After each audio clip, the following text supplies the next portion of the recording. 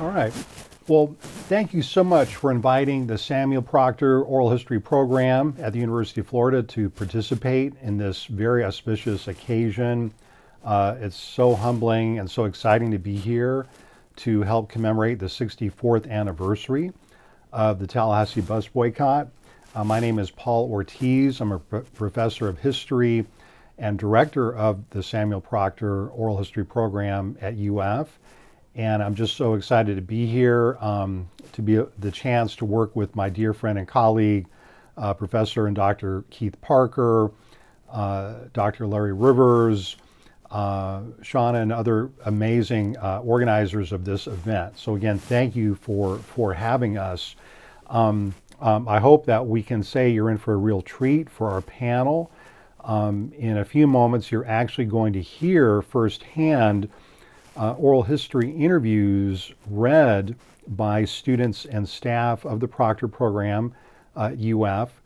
They will be reading from oral histories that I conducted during the summer of 1994 under the direction of Professor James Eaton, who many of you know was an amazing scholar in the United States and also the founding director of the Black Archives at Florida A&M University. First, I wanted to talk a little bit about really the multiple legacies of the Tallahassee bus boycott from a historian's perspective, and also how it was I came to do oral history interviews with some of the amazing organizers of the boycott. People like Mrs. Mary Ola Gaines, Mrs. Laura Dixie, Cornelius Speed, Professor Charles Smith, and really Daisy Young and a number of other individuals. So I want to talk both about the history of the boycott, the lessons for today, as well as give you a bit of a preview for the interviews that you're going to hear our students performing in just a few moments. You're going to hear and see the voices of people like Reverend C.K. Steele, Henry Steele, Reverend Henry Steele. You're going to see some video images and photographic stills that are going to kind of take you back on a time travel, if you will, back to Tallahassee in the 1950s, what the city looked like on the eve of the boycott, and then also some reflections on what's happened since that time. So what I'd like to do today is really to talk about the origins and precursors to the Tallahassee bus boycott, something of the boycott itself or something about the boycott, and the many important legacies of the Tallahassee bus boycott in the 64th anniversary of that. And I want to start with the takeaways. I have 4 takeaways in my presentation. Takeaway number 1 is that the Tallahassee bus boycott was preceded by years and even decades of African American resistance to segregation that occurred long before 1956. I talked about this in my dissertation and in my first book, which was titled Emancipation Betrayed. I relied heavily on people like Mrs. Gaines, Mrs. Laura Dixie, Sam Dixie, A.I. Dixie. A lot of narrators from this area helped me develop this argument. The decades of resistance leading up to the boycott were what helped make the boycott such a long-lasting and impactful event. So these earlier events, and I am going to refer to some of them, involve African Americans refusing to move to the back of the bus in Tallahassee long before 1956. In fact, we know, thanks to the testimony of people like Miss Daisy Young, Sam Dixie Sr., which you're going to hear from soon, people were refusing to move to the back of the bus in this part of Florida as early as World War II. Many African American soldiers and sailors and Marines refused to move to the back of the bus during World War II. And why shouldn't they? They were risking their lives in defense of their country. African Americans have fought in every war in this country's history. And so the idea that you could prevent them from enjoying the rights of full citizenship seemed to them to be immoral. Another aspect of this history is that Black Floridians did not need to be woken up in 1956. Again, there were decades and decades of resistance to segregation, to the indignities of white supremacy. Bethel Baptist Church, Bethel AME, other churches, labor organizations, fraternal orders, kept black dignity, mutual aid, self-respect. Black businesses were very strong in this area.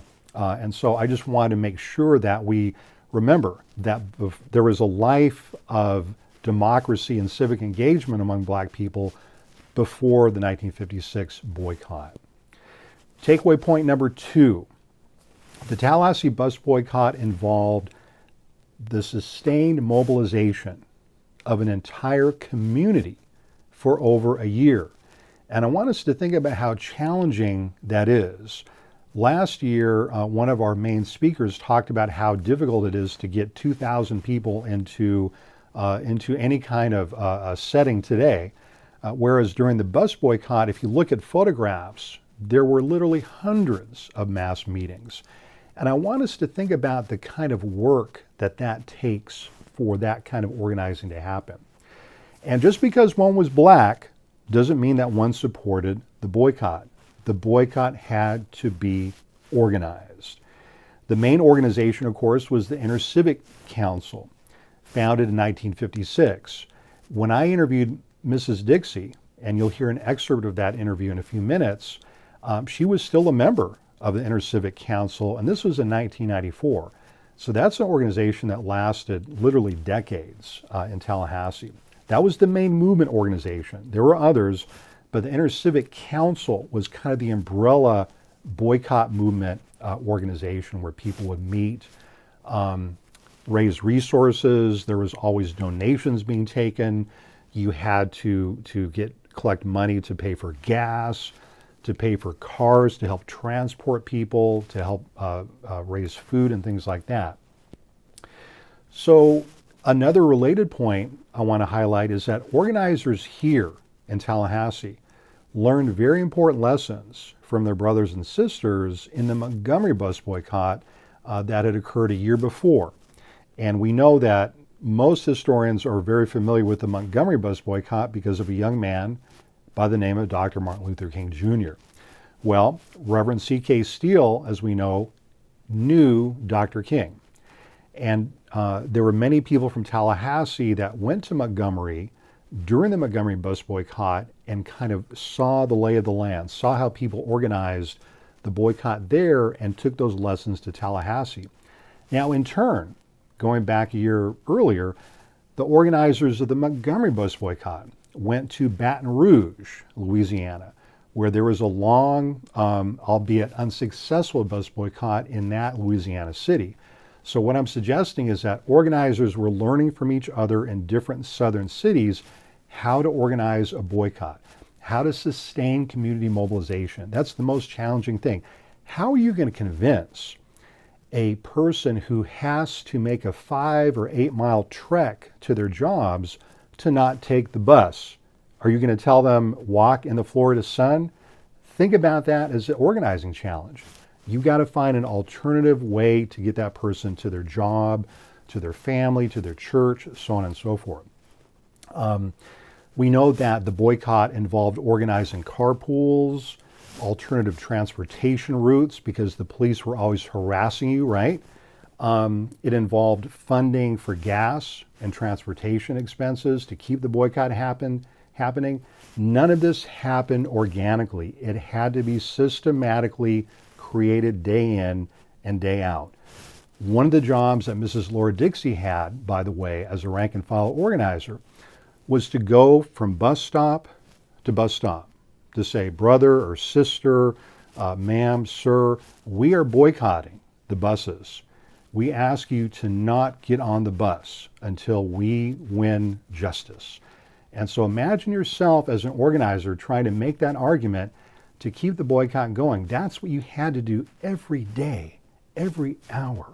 It started the first moment the buses started, and it only ended when the buses stopped running. We had to have people at every stop to make sure the community respected the boycott.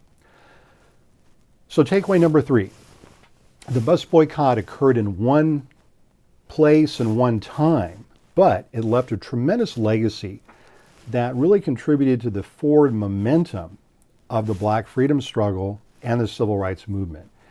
What I mean by this is that in the short term, the legacy of the 1956 Tallahassee bus boycott was that it helped give rise to a very active movement, not only in Tallahassee, but in the Gulf South generally.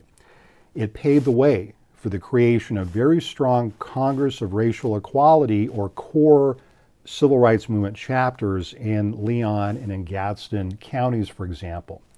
The Tallahassee bus boycott helped pave the way for the founding of the Southern Christian Leadership Council, which again we associate with Dr. Martin Luther King and Ralph Abernathy, Reverend Shuttlesworth, but let's not forget that Reverend C.K. Steele was a co-founder of the Southern Christian Leadership Conference, an organization, by the way, that's still in existence. So SCLC and CORE, two very important civil rights organizations given critical impetus by the bus boycott. In fact, a few years later, and I want us to think about the intergenerational legacies and lessons of the civil rights movement. Because remember, I started with the idea that Black resistance to segregation didn't start in 1956. It goes back decades and decades. Equally important, the high tide of this phase of resistance to segregation, the Tallahassee bus boycott, leads to the flowering of new civil rights organizations. And it makes it so logical that someone like Patricia Stevens, a young Florida A&M college student, would end up in Tallahassee. It makes it so logical that her future husband, attorney John Dew, would end up in Tallahassee just a few years after the end of the boycott and begin to organize a new generation of civil rights organizing. But what I want us to understand is the connections between the boycott in '56 and the lunch counter sit-ins in the early 1960s. I think there's arguably an organic connection between those two phases of movement building. The last takeaway point I want to share from you is possibly the most important, which is we can choose to become part of the legacy of the Tallahassee bus boycott today. But what does that mean? It means modeling the same behavior that people like Mrs. Dixie, Mrs. Gaines, Daisy Young, and others will be hearing from modeled. What that means is that being concerned with the well-being of our communities, it means standing up for social justice and for the poorest members of our neighborhood. Remember, the bus boycott's success was premised on the self-activity of the poorest people in the community who needed the public transportation system to get from point A to point B. These were not individuals who owned motor vehicles, by and large, right? College students were important to the boycott. In many ways, they initiated it, but there were simply not enough college students to actually carry out a successful boycott. You need to what Dr. Martin Luther King Jr. taught us a social movement requires, right? Which is the labor and love of the PhDs and the no-Ds. And again, what I want to emphasize is I want us to think about what we would have done in 1956. Would we have participated? Would we have taken the risk? Many of the organizers suffered violence. Many of them were arrested, harassed, or even beaten by the police.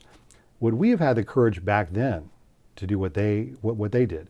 But even more importantly, possibly, what are we willing to do now to ensure that social justice reigns and that all people are treated as God's children with dignity and respect?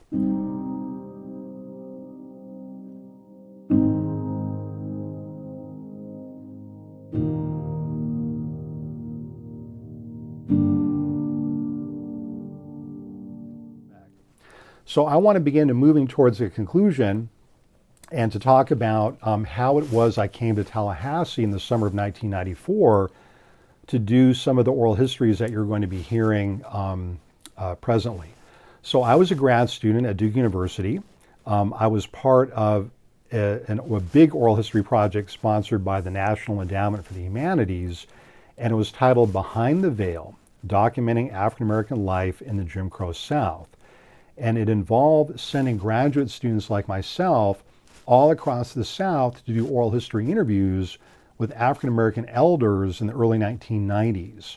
The idea was to try to understand what life was like before the advent of the modern civil rights movement, roughly around the time of the Tallahassee bus boycott, Brown v. Board, the Greensboro sit-ins in 1960. We were trying to get as much of Black history before that time as possible through the memories and recollections of African American elders. We interviewed Professor Eaton. I can tell you from a firsthand experience, James Eaton was a wonderful mentor. He was a great, great human being. He did so much work, as many of you know, to really get the Black Archives up and running. And it's a testament to his legacy that the Black Archives today is really thriving. I was thrilled to be able to give a lecture there just a couple of months ago. So in 1994, getting my time capsule, or time travel machine, I am a second year graduate student working under James Eaton in the Black Archives at Florida A&M campus, a team of 3 grad students. We all stayed on campus in the dorms. James Eaton gave us a large list of African American elders to go out and to interview. And immediately I realized I was in a community in Tallahassee and Leon County and neighboring Gadsden County. I was in a remarkable community. People talked so highly immediately about people like Reverend Steele, Coach Gaither, Daisy Young, a lot of the kind of legendary ministers, women's leaders of fraternal organizations. I remember the first time I went to Laura Dixie's house, and I got there, believe it or not, through what we call in the oral history world as a cold call. I called the union headquarters of the American Federation of State, County, and Municipal Employees, or AFSCME. And I called up the office, the AFSCME union office. I said, I'm here in town for a period of time. I'm trying to do oral histories with Black elders. Do you know of anyone I should interview? And right away, the AFSCME union people said, you've got to interview our founder, Mrs. Laura Dixie. And I went out to interview her, and it was transformative for me. It changed the rest of my life because I had the opportunity to speak firsthand with a woman who, when she passed away, many of us remember Reverend Holmes of Bethel Baptist, who called Laura Mae Dixie the mother of the movement in Tallahassee. She was an incredible person. Remember now, the boycott was in 1956, and I interviewed her in 1994, and then interviewed her, and then my students have had the chance to interview her before she passed away. She had just as much energy in 1994 as I think she had in 1956. Mrs. Dixie was always looking out after people. She was always visiting elders in nursing homes. She was always checking in on neighbors. She was always making sure young people were being taken care of. She was always going to classes to talk about her life history. In other words, Laura Mae Dixie modeled that kind of behavior that I think we want to try to model today. And she, even though the boycott concluded at a certain point, she carried the boycott's lessons with her for her entire life and then taught them to generations of younger people. I also had the chance to interview her husband, Sam Dixie Sr. And many of you will smile as you hear this because you know that they were a remarkable couple. They had a marriage which lasted almost half a century. They hosted in their house Dr. Martin Luther King, who stayed there. They hosted a number of other people. The community that they're in, which we call now, my understanding is near the Gaither Golf Course, but a very strong Black, working class, middle class neighborhood. And I was just so honored that they took me in 1994 and really almost adopted me as a member of the family. They insisted that I stayed with them every time I would come during the summers to do research. And they were so welcoming to me, and then again later to my to generations of my students. So I want to thank Sam Dixie Jr. and Thelma Dixie, his wife, for continuing to make our University of Florida students a part of their family as well. So I really want to kind of wrap up here. As you know, historians like to talk, and I could continue talking about the boycott for many, many years. But I want to conclude with the story of a person by the name of Malachi Andrews. And Mr. Andrews grew up as a farmer. He was a service worker, and he was a person who grew up in Gadsden County. His family, they were farming people.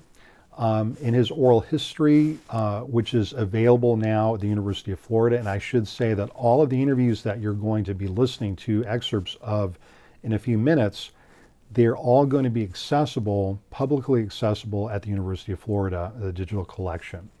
And you can contact us if you're interested in getting any of those interviews. But they'll be fully accessible hopefully within the month. But Malachi Andrews, I think about him because he was a person of tremendous dignity and bearing. He began talking about African American resistance to segregation coming from Gadsden to Tallahassee really in the 1930s. He took part in the bus boycott. He was never a public leader. He wasn't charismatic. He didn't give speeches, right? But he was one of those rank and file organizers who helped do the day-to-day work of the boycott that needed to be done. And so I wanted to pay my respects to Mr. Andrews and to just read a portion of his excerpt. And this is going to get us into a transition of what you're going to be hearing in a few minutes. So I interviewed Mr. Andrews on August 9th, 1994. And I started by asking Mr. Andrews, when you began riding bus to Tallahassee and you were forced to stand up, did you or any other black people vocally say anything to the driver or voice your opinions? Now remember, this is in the 1930s he's talking. So Mr. Andrews responds as following. Yes, many times. Yes, many times. I remember one afternoon I was going to my work at A&M University, and I took a seat up front, and the driver told me to go back to the back of the bus. I asked him why. He said, because I said so. I said, no. I said, I paid my money just like everybody else. I'm going to ride wherever I please. He said, if you don't get up, I'm going to call the law. I said, well, sir, you'll just have to call the law. I'm not getting up. So he got to a little store across town. He jumped off the bus and went in to call the law. So one of the boys on the bus got off and ran into the store to tell the merchant, to tell the store operator to not let him use the phone because they're calling it on a black rider. So the man did tell him not to use his phone. So then he had no other choice but to come on and drive the bus around up on the campus. And when he got up on the campus at A&M and got to a phone, I had gotten off the bus and gone to my place of work. And this has happened to me several times. And I know any number of people who had the same problem. Fortunately, when we get to the police department, most of the times they'd ravel it out because they would know where there's no law against it.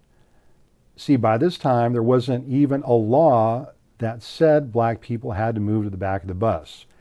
Mr. Gaines and most African Americans in Tallahassee knew that. They resisted.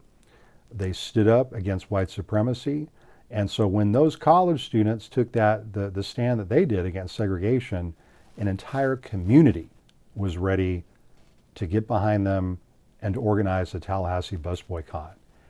The best thing we can do today is to remember the boycott, to commemorate it, to commemorate those lessons and bring those lessons into our everyday lives. So thank you very much for your attention. Again, thank you for the honor of having me and the Proctor program with you today to commemorate the anniversary of the Tallahassee bus boycott.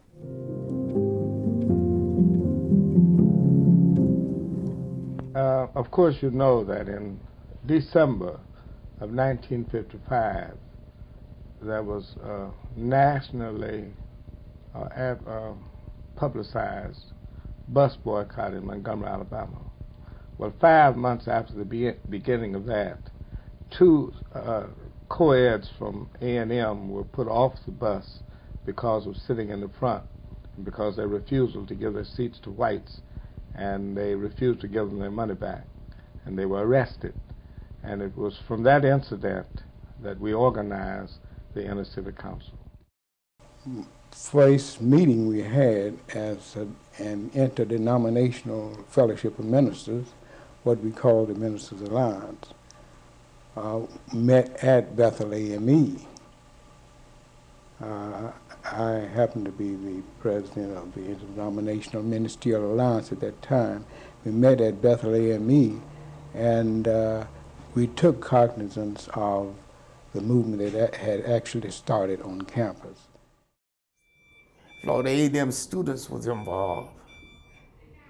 And all that day I heard them talking about what had happened on the bus.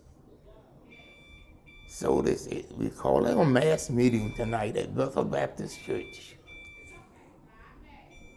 And well, I had a few customers that I had to finish up. And I was a few minutes late getting there.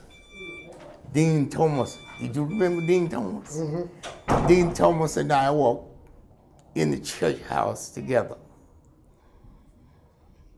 And by this time, a young man from Miami, Odell Jones, said they had nominated all the officers, which was, 9 of us, I believe, president, vice president, treasurer, whatnot, secretary, Dr. Even C. Williams, secretary. And Odell said, I nominate Brother Eddie Barrington to be the assistant secretary. That was the last person that to be, officer that to be elected. So everybody just went to pieces. I said, now what do I know about, talking to myself, what do I know about being a doggone secretary? And something said, go ahead on, accept it. The people like you. And Reverend Steele said, Brother Barrington, will you accept that? I said, yes. But when the Inter-Civic Council, or the movement, I guess, started as it did in Montgomery and coming over to Tallahassee and the like, I think we can say that the forming of the Inter-Civic Council became a new construct in the social life of Black Tallahassee, and I would say of the sympathetic community, non-Black. The Interdenominational Alliance, Dr. James Hudson was president of it. We called a meeting of leaders. We appointed a committee to go see the city manager and the manager of the bus company to see if we could get some understanding, which we did not get. We reported to a mass meeting that night, at which time they voted to come off the buses, which demanded some kind of organization. I remember the very first day of the bus boycott in 1956, as was mentioned in the film. My brother and I, my younger brother, Clifford, and I were on our way home from school, and on this particular day, we decided to take the bus home. When the bus left Bond Community, came back through FAMU, and we were coming along Boulevard right there at the set, and students were in an uproar on both sides of the streets, yelling, get off that bus, get off that bus. And immediately we knew what had happened, that a boycott had been initiated here in Tallahassee, led by the students of Florida A&M. So as soon as the bus turned down Palmer and we got to Adams, off we came and walked the rest of the way home. We have to believe, and that's what two young, beautiful FAMU students did on that Saturday, May 26, 1956. Now, no, I wasn't there. I was not an eyewitness. I wasn't even a twinkle in my daddy's eye. I didn't come along until later, a few years later. But it didn't matter. Miss Wilhelmina Jakes and Miss Carrie Patterson, they got sick and tired of being sick and tired. That citywide bus had whites only and colors only sections. And if the white section filled up and if the white people needed a seat, the colors had to yield their seat for the whites. And if the colored section was full, they had to stand up. So they got sick and tired of being sick and tired and having to follow that. So one day, they decided to pay their fare, and as the late Gerald Inslee put it in the Democrat article, they plopped down in the whites only section and sat right next to one of our good white sisters. Now, I can't tell whether the sister had a problem with that, but the bus driver sure did. He had such a problem that he drove to a gas station. They didn't have cell phones in '56. He drove to a gas station and called the police, and they were promptly arrested. They were charged with the potential for inciting a riot because of where they sat. But these sisters, these young FAMU graduates, which I am a graduate, a proud graduate of Florida A&M University, these young ladies were woke. They were woke before woke was cool. They were woke before woke was even a thing. They were woke because they knew what was going to happen, and they were ready for it. Because, you know, the bus boycott was already going on in Montgomery. So they were doing it in Tallahassee. They were woke and they were ready. And I'm sure they were aware of what could possibly happen when they did this thing. But it didn't stop them from being disruptors. Dr. King stated that for evil to succeed, all it needs is for good men or women to do nothing. Nothing. Stay woke now. He's also said that nothing in all the world is more dangerous than sincere ignorance and conscientious stupidity. Those words right there just resonate as we work in our communities, and we see this even now. But these ladies did something by getting themselves arrested. This woke up the whole community, but most especially Florida A&M. Florida A&M started this bus boycott under the leadership of their SGA president. The students circulated petitions, and according to the Tallahassee Democrat, 2,300 students showed up. They showed up. In 1956, 2,300 students showed up. Can we get 2,300 people to show up for a good cause now? I'm looking at this room, and thank you all for being here. But this place should be packed. This because of what happened. But we've gotten comfortable. We're going to talk about that. We've gotten comfortable because life is good. But if we're not careful, and if we don't stay woke, it could change in the flickering of an eye. So the bus boycott began on May 28, 1956, and lasted until December 22nd, 1956. Now, in my mind's eye, that's what the preachers say. I know some preachers in the room. In my mind's eye, y'all say, I can see that empty bus rattling through campus around the set or whatever was going on in 56. Empty, because people were walking and they had their own carpools and they refused to ride the bus because they were protesting. If we can get a couple of people to just agree to do the same thing at the same time, we'll make progress. But we seem to have a little problem even today doing that. So I admire and I applaud the efforts of those students. That's why it's important to keep young people involved, because they're not afraid. We're afraid because we don't want to lose our jobs. We don't want to lose our housing. We don't want to lose a lot of things. We're afraid. These young people don't have all that stuff. So they're not afraid of losing what they don't have. The point I'm trying to make is that all these ethnic studies, African American studies programs didn't start from the top. They were not created by college or university administrators. They were created by students who came out of the movement, who again demanded to be taught their neighborhood histories, the histories of their grandparents. I could go on and on. I will tell just one more story, and then we'll get right into the panel. Many of you know the name of Howard Thurman, known as a spiritual advisor to Dr. Martin Luther King, to Reverend James Lawson, to many others.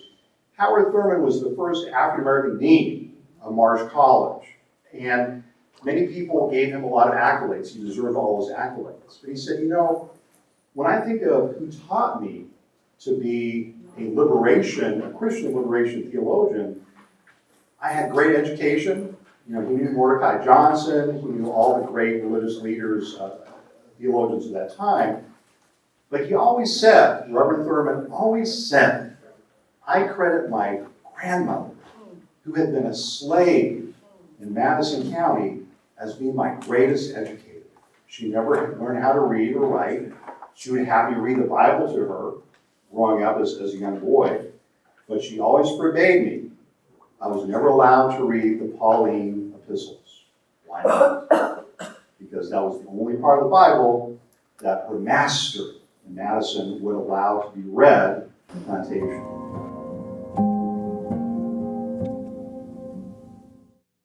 Hello. This is an excerpt of Miss Mariola Gaines's interview conducted on August 1st, 1994. This is part of the Behind the Veil collection and is read by Grace Chun. And another route I took that went to FSU, that bus driver, he didn't make me get off, but he told me, asked me if I would move, and I wouldn't move. So he drove on around, and he stopped and went in places. He wanted me to think that he was going in to call the cops. And I told him, I said, the cops look just like you to me. I don't mind facing him any more than I mind facing you. So I don't know what happened to him. I saw him once since then, but most of them was either switched from one bus to another. Hello, this is an excerpt from Mariola Gaines's interview conducted on August 1st, 1994. This is part of the Behind the Veil collection and is read by Megan Sam. A couple ladies from, I don't know where they lived, young ladies, they got off of the bus and the man must have said something to them and all. And they got off and they come around announcing it all over the street, driving around in that car, and nobody ride the buses because we on strike. And everybody just started, wherever they were, they just started walking. I was downtown, so I walked from down there home. A lot of people walked home. A lot of them walked, and a lot of them didn't walk. That was my first time I come to, like organized and all. Hello. This is an excerpt from the Cornelius Speed interview conducted on July 27th and on August 3rd, 1994. This is a part of the Behind the Veil collection and will be read by me, Samba Kokai. When the bus boycott came, I was working at FAMU. I was the physical plant director here. I worked here for about 35 years until my retirement, but I operated a service station on the fringe of campus that I had people running around during the day on the corner of Adams and Palmer Avenue as you go down the hill from campus, a Gulf station. And when the boycott started, my supplier came to me and asked me if I would supply. He was the mayor at that time, and he tried to get me to provide information as to what was going on with the boycott, and I couldn't do that. It was no way I could do that. But in the meantime, the carpool, they were using my station to supply all the fuel for the carpool. I knew who was doing it. I was aware of what was going on, but they would just send a note and say 5 gallons or 10 gallons. There was no name on the note, whatever. And of course, the fellows who ran the station for me during the day knew that. Once a week, they would send me a check. I would go there, and the check was there. They paid everything they owed. So when they couldn't stop it, Judge Rudd, who was the brother to Representative Rudd, his brother John Rudd, was the city judge. And they subpoenaed me with all my records. And of course, I took the records just like they were. I took all those little pieces of paper that said 5 gallons, 10 gallons, and they thought they knew who was sending them. And they were absolutely right. But I wasn't going to confess. There was no name. And my position was, I'm not there. I have no idea who sent the notes. But as long as they paid me, I didn't worry about it. People who were there ran the station. All I did, I went there at night and closed at 10. I would relieve them all at 7 o'clock. And I closed at 10. So I had no way of knowing. They hired an attorney from Tampa, Florida, named John Hawes, who came here to handle the case. And I got there and he had taken a deposition from me of all these things. Of course, I didn't know anything. I didn't know anything. So when they put me on the stand with the judge and the attorney and started questioning me, my only answer was, I've told you what I know. I've given you all the evidence that I have. I've given you that. Because on the little book, there was gas, Gas, 5 gallons, 10 gallons, 6 gallons, 12 gallons. Whatever it was, and the total. They paid the total. My point was, I never looked to see who signed the check. The check was there.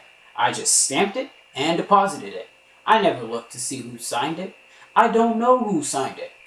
And it was a peculiar thing when they had interrogated me and had another person there who was black, who was supporting them in everything they had done, who was also an employee of FAMU, who was supporting them in everything they had done and tried to give them every detail he could to help them entrap me.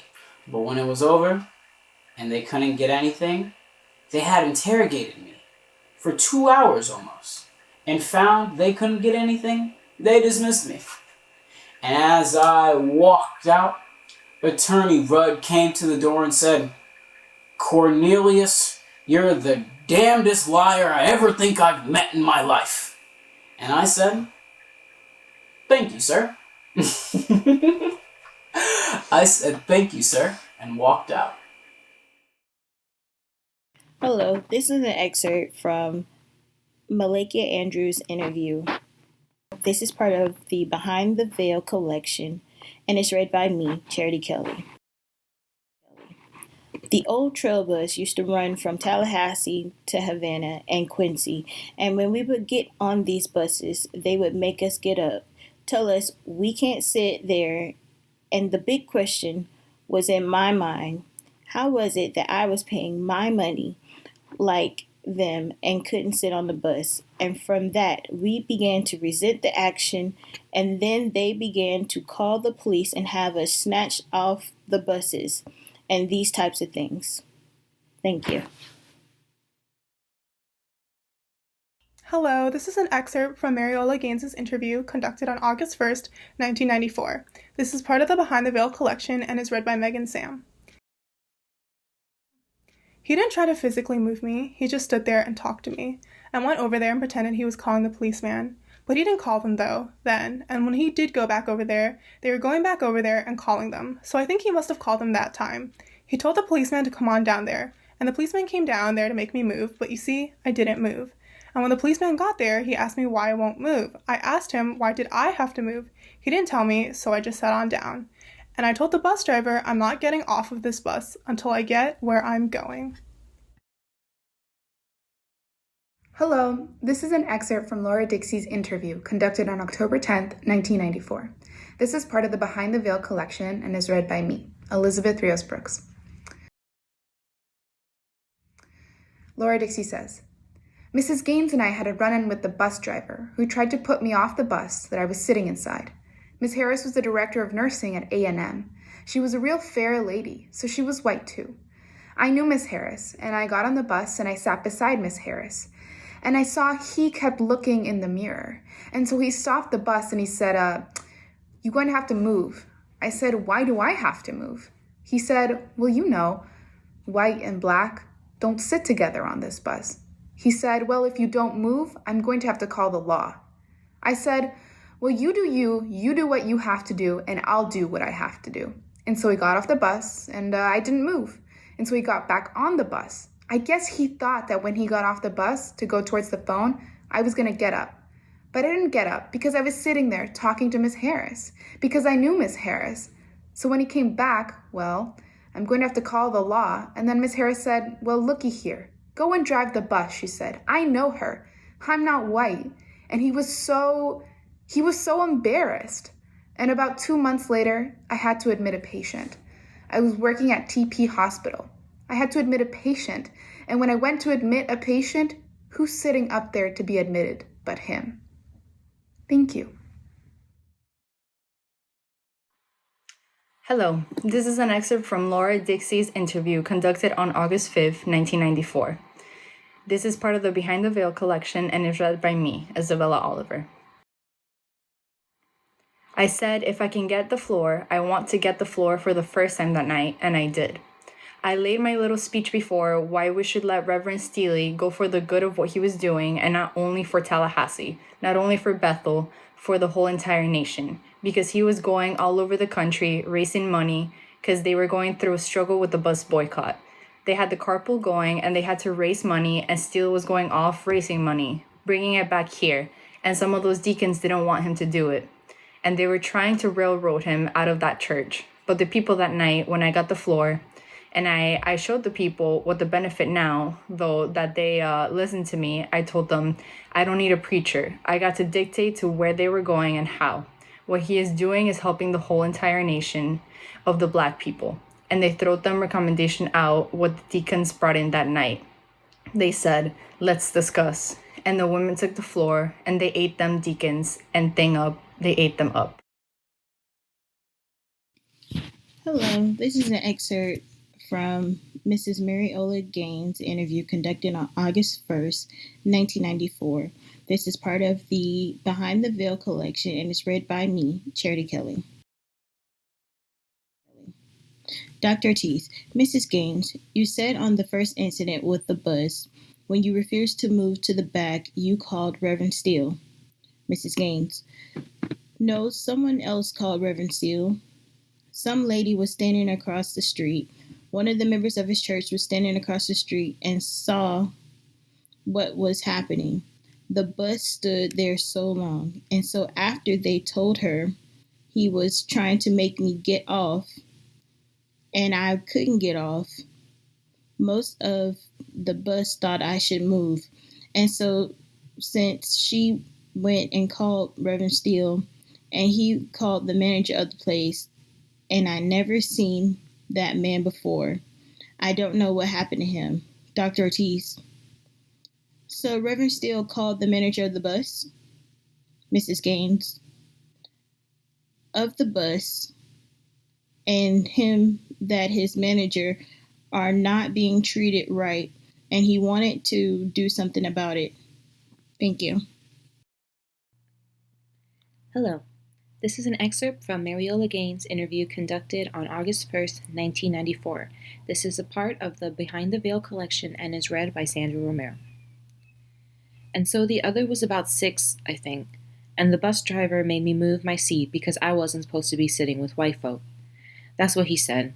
And I told him, I said, I'm responsible for these children and that their mother knows that they're on here. So we didn't get off the bus, but he moved the children. He made the 2 little boys, those 5 and 6-year-old boys, he made them move up to another seat. So I went home and told her about it, and her husband went, and I ain't seen him no more since. Her husband went down, blessed them out, and they told Mr. Carter, said, I don't want to have to come down here no more, because we sent those children for a bus ride, and I want my maid treated right. So I didn't see no more of him anymore. Thank you. Hello. This is an excerpt from Samuel Dixie's interview conducted on August 5th, 1994. This is part of the Behind the Veil collection and read by me, Omar Sanchez.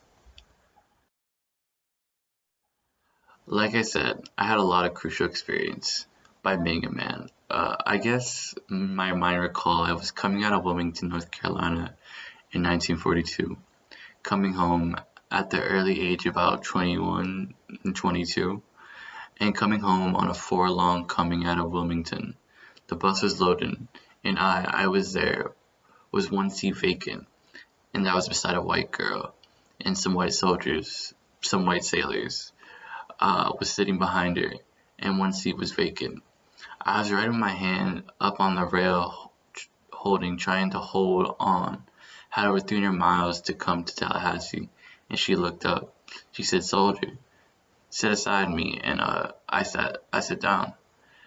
And the bus driver missed me out of that aisle. He immediately stopped the bus over and once jumped up and run back there and said, "Get up, get up, get up. You know, you're not supposed to do that." So 2 white sailors came to my rescue, and they said she told him to sit down there, and what can he do to her? Said, "You better get up there and drive the bus." Said, "We all in this thing together, we fighting." Said, now she asked him to sit down, and now if you can't drive the bus, that bus will drive and put you off.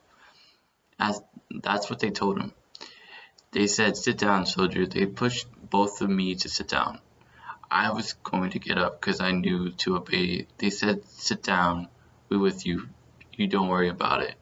So from Wilmington, North Carolina to Charleston, South Carolina, that's where I had to change. Well, my nerve began to fail because I said, I don't know what he's going to do when he's getting ready to change, whether he's going to get a mob, crowd, the soldiers. So I just nipped. And after I get off the bus, trying to get lost well, and same back there before then, I stopped in Georgetown, South Carolina to get a sandwich. In that little pigeonhole, you had to go. If you bust in that front door, the rest they say, go back, go back, go back. Go around to the back, and they had this little pigeonhole, and you ordered your sandwich. That was like 42. That was 42. And so several incidents in my life, you're going to get some crucial times.